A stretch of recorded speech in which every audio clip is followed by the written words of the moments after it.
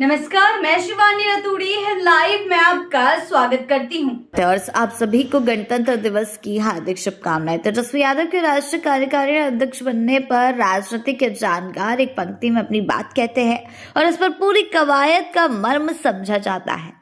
जो अवश्यंभावी था वही हुआ भी। दरअसल ये सभी मानकर ही चल रहे थे कि लालू प्रसाद के कमजोर स्वास्थ्य और सक्रिय राजनीति से दूरी के बाद ये लगभग तय था कि तेजस्वी यादव ही पार्टी की कमान संभालेंगे। राजद के भीतर ऐसा कोई दूसरा नेता तैयार ही नहीं किया गया जो राष्ट्रीय स्तर पर नेतृत्व का दावा कर सके। इस पार्टी की बड़ी हकीकत भी तो यही है कि पार्टी का संगठन, रणनीति और पहचान सालों से लालू परिवार के नाम पर टिकी रही। ऐसे में तेजस्वी यादव की ताजपोशी का निर्णय से ज्यादा एक औपचारिकता ही नजर आई। लेकिन सवाल तो भाजपा के एक बड़े कदम ने पूरी राजनीतिक बिरादरी के लिए उठा दिया, जो हाल ही में काफी चर्चा में रहा।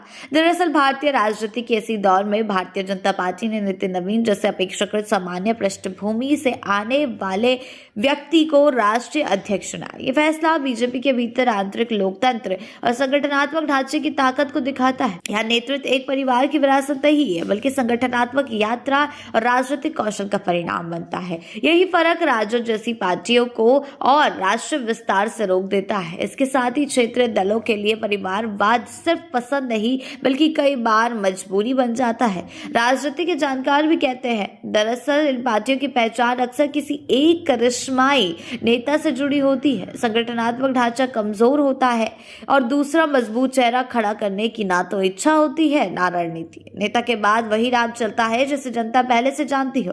बिहार के संदर्भ में राजद ये भूमिका लालू परिवार निभाता आया है, जबकि यूपी में समाजवादी पार्टी में मुलायम सिंह यादव परिवार और दूर तमिलनाडु की राजनीतिक पार्टी डीएमके में करुणानिधि परिवार। यानी कि राजनीति के जानकार कहते हैं कि इन पार्टियों की सबसे बड़ी कमजोरी आंतरिक लोकतंत्र का अभाव है।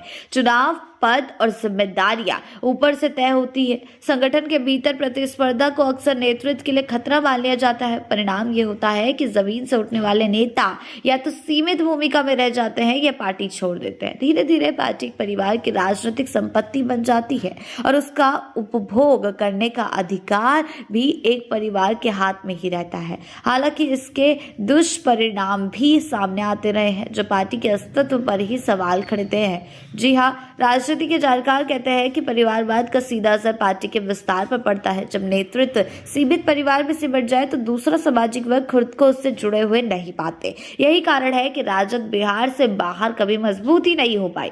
यही नहीं, बिहार में भी सभी वर्गों के भीतर उतनी पैठ नहीं बना पाई जो भारतीय जनता पार्टी या कमोवेश कांग्रेस जैसी पार्टी उतने उत्कर्ष के दिनों में करती रही। अब आगे क्या होता है, हालांकि ये तो देखने वाली बात होगी। ऐसे ही अपडेट्स के लिए जुड़े रहे हैं लाइव के साथ ही चैनल को सब्सक्राइब करना ना भूलें और हमारी फेसबुक और वेबसाइट के साथ भी जरूर जुड़ें।